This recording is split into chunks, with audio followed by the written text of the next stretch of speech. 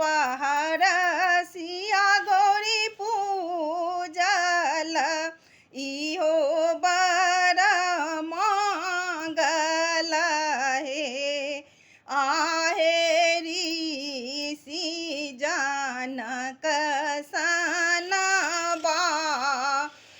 बापकी माए सुनैना हे आहे ऋषि जनक सन बापकी माए सुनैना हे दोसर पहर गौरी पूजल सिया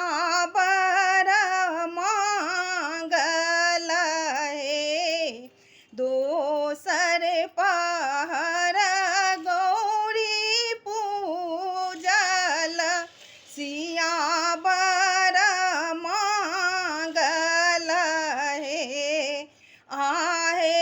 मंगल दशरथ सन असुर की सासु कौसल्या हे तेसर पहर सिया गौरी पूजल इहो बर मंगल हे आहे मंगल रामचंद्र देवोर बाबू लक्ष्मण हे चारिम पहर सिया गौरी पूजल इहो बर मंगल हे आहे मंगल जनकपुर नैहर की सासुर अयोध्या हे पाँचम सवाहर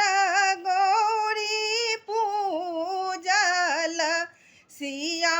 बर मंगल हे आहे मांगिले ललब कुश पुत्र की से